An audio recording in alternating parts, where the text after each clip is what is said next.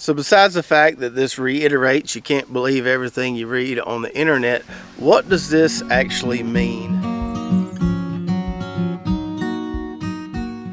What's up, Lazy Dog fam? Hope all y'all are having a fantastic day. It is Tuesday, March 12th here in South Georgia, and today I've got a really fun and interesting video planned for y'all. We're going to be talking about last frost dates. We're going to be comparing what we see on all these different websites online versus some real data that I put together, and how we might need to change things a little bit going forward. So amongst fellow gardeners in this area, the big topic of conversation this time of year is, have you planted this yet? Have you planted that yet? When are you going to plant this? When are you going to plant that? Do you think we're going to get a late freeze, or do you think we're in the clear? And just for reference, in case you've never watched any of our videos before, we're way down here in South Georgia, Zone 9A, formerly Zone 8B. We're about 45 minutes to an hour from the Florida line.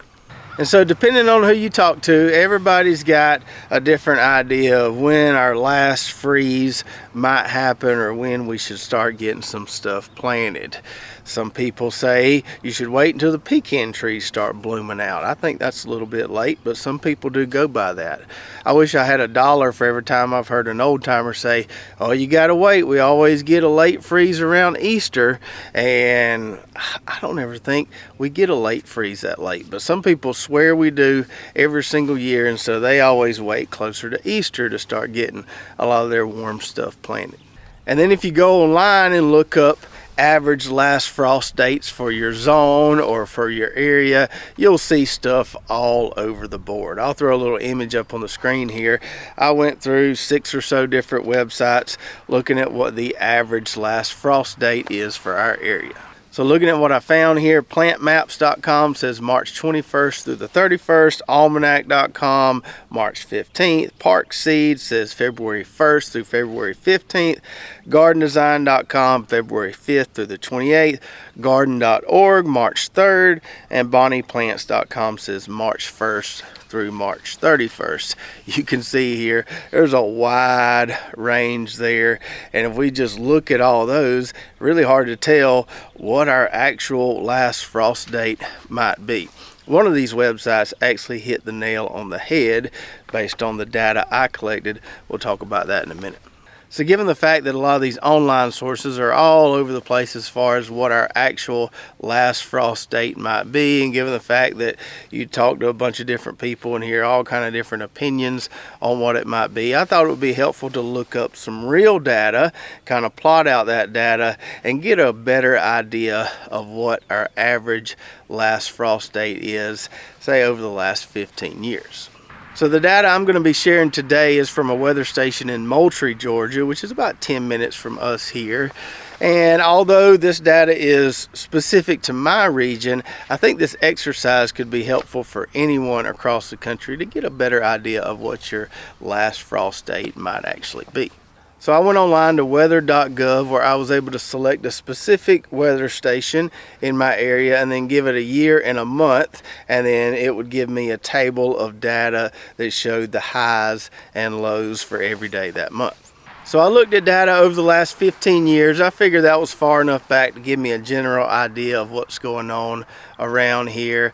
I'll put the data table that I generated up on the screen here. So what I was looking at was the year, the last freeze date or the last date it got 32 or below, and then what that last freeze temp was. Now for some reason on the weather station I was looking at, there was no data for 2016. That's why you don't see anything there, but we do have data from 2023 all the way back to 2008 minus 2016.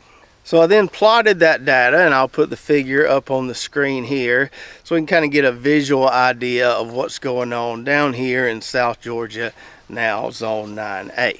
So if we take a look at this figure here, we can see that over the last 15 years, the latest we had freezing temperatures was in 2013 on March 27th. We don't have any last freeze dates in April over the last 15 years. So that whole deal about waiting until Easter doesn't really ring true when we look at this data.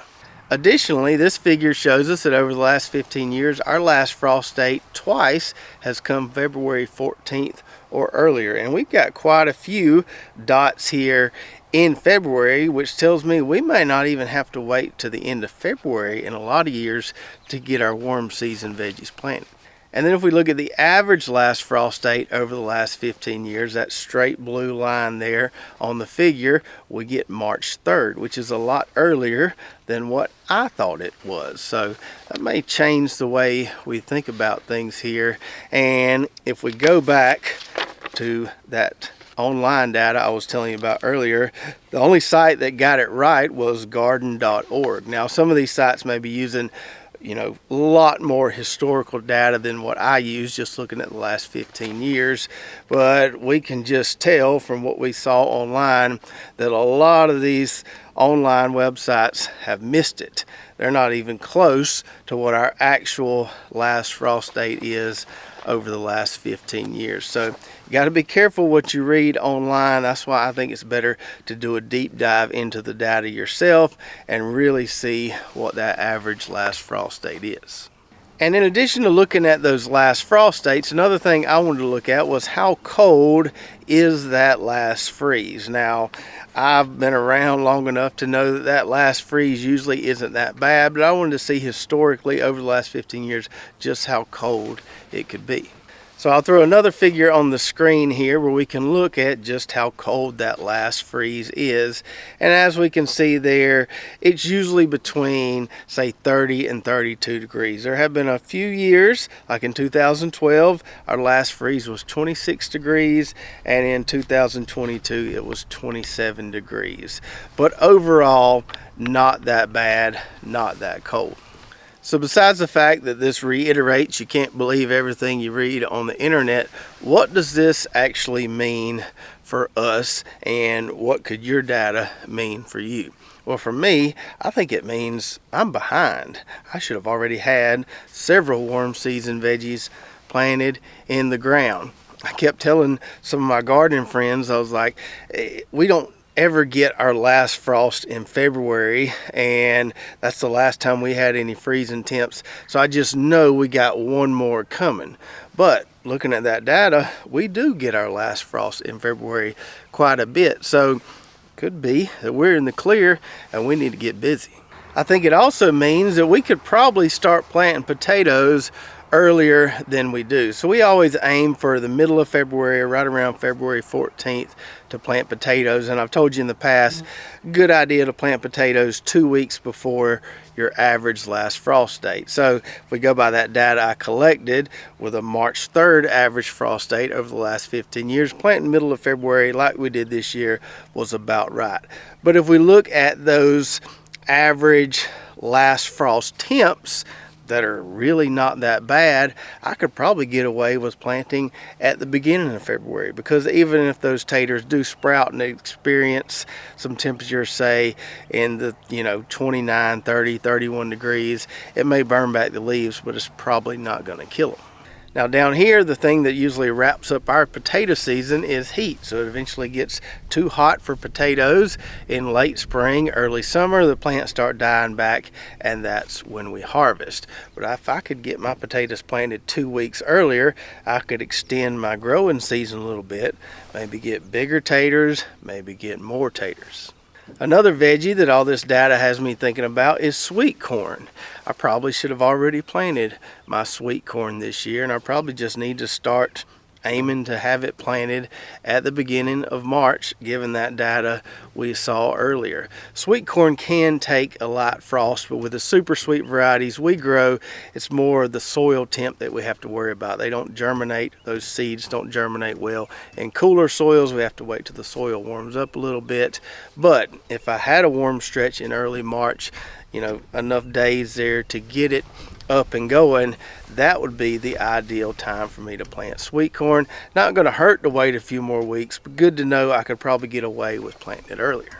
Now this data, or correction of what we found online, is not going to affect the way we handle every single warm season veggie, but it will affect the way we handle some of them. So some veggies we do need to get planted earlier. Some love the heat and we don't have to be in a huge hurry. So potatoes, like I mentioned, the heat's going to zap them eventually, so the earlier we can get those planted, the longer the growing season we'll have, the bigger the harvest we should get. No matter what the soil fertility is, down here, somebody that plants potatoes in early April is always going to have a lower yield than somebody that plants in the middle of February. Just the way it works out. The heat's eventually going to kill those plants.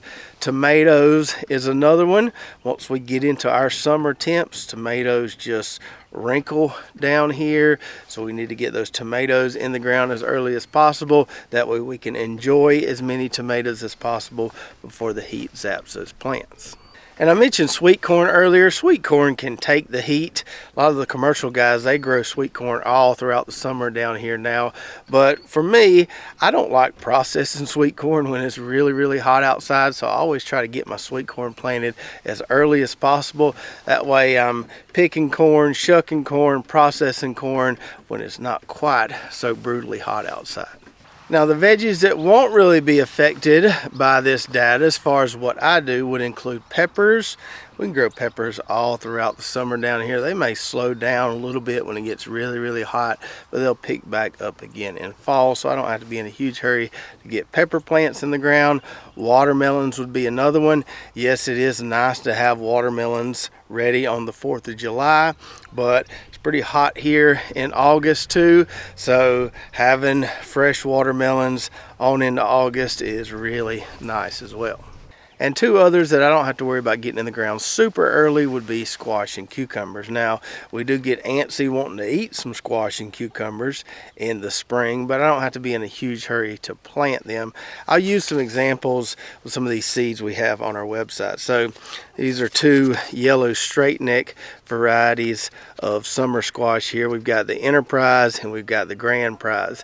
These look kind of the same, but one is a lot more disease resistant than the other, a little tougher than the other. So we'll plant Enterprise first in the early spring, and then our second planting of squash we'll probably plant this Grand Prize here. It has a much more robust disease package, seems to perform better in tougher conditions. So we can benefit from some of these hybrid squash varieties that can take the tougher conditions as we get into the summer. And that's a similar case with this Supremo cucumber here, which we recently added to the website. One of my favorite varieties of pickling cucumbers. This one has a really awesome disease package, so we can grow it on into the summer a little bit. Don't have to worry about getting it planted before anything else in the spring, but I do love the way these taste, so I'm probably going to get some of these planted pretty soon. And just as a side note, we recently added this one as well, this Golden Glory zucchini. This one has actually been shown to be parthenocarpic, which means it doesn't require pollination. So if you live in an area where there's not a lot of pollinators, not a lot of bee activity, you can still grow this one and get lots of beautiful yellow zucchini to eat.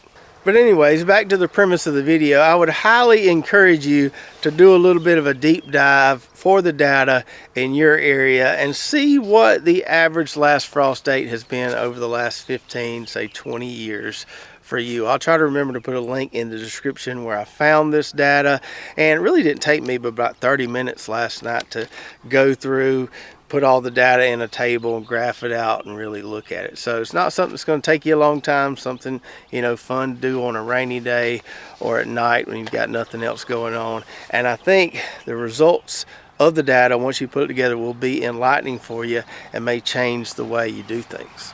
And let me know in the comments below how you determine when you should start warm season planting.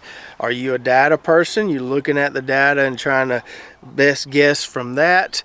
Or are you more using environmental cues like waiting on the pecan trees to bud out? Or are you strictly taking advice from the old timers who've been doing it a long time?